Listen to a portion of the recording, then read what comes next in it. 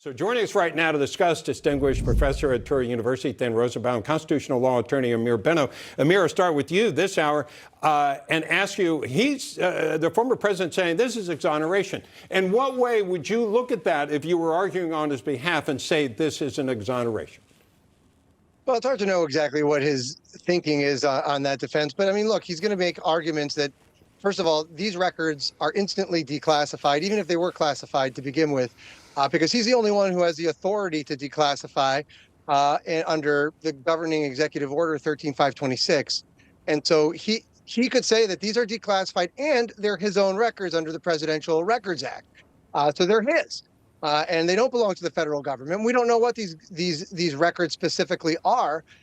So perhaps that's what he's getting at. We don't know until we get the full complexion of the facts of this case that we'll be able to analyze whether this is even an authentic recording. And we'll be able to assess what he means by that. But that could be what he's getting at.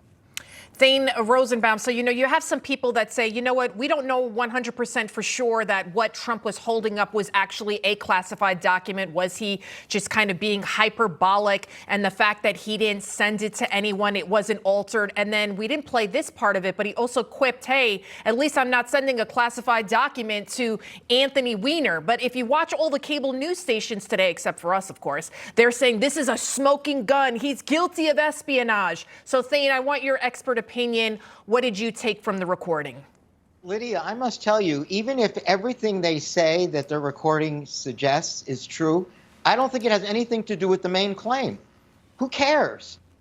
He has a possessory interest in documents created during his presidency under the Presidential Records Act.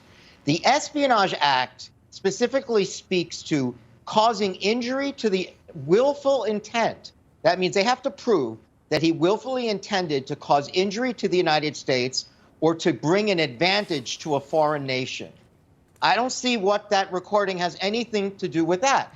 If they had limited this case, Lydia, to gross negligence, mishandling, and obstruction, I would feel very different. But because they raised the bar so high and called it espionage, risking national security, when in fact there's no evidence, even if everything that they say in this tape demonstrates, it does not demonstrate that he was trying to cause injury to the United States or to give an advantage to a foreign nation. So again, I think it shows him, it shows him as reckless, boastful. We know this guy. Mm-hmm. We should not be surprised. Yes, he was grossly negligent, possibly.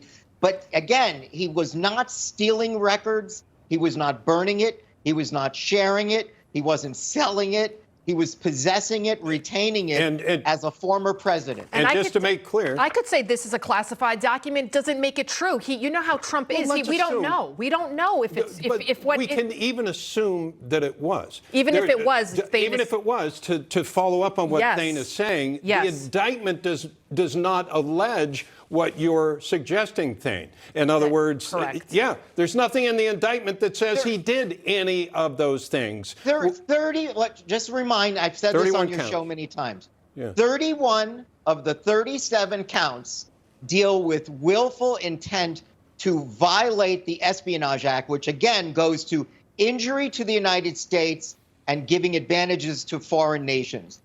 So far, I have seen no evidence at all that shows anything that speaks to that. And we've said the Espionage Act has been applied to the Rosenbergs, Jonathan Pollard, Edward Snowden, right, Chelsea Manning.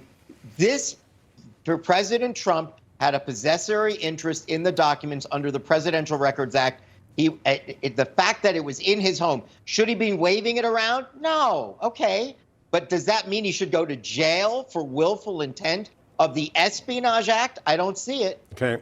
All right. Thane Rosenbaum, Amir Benno joining us now to discuss this issue.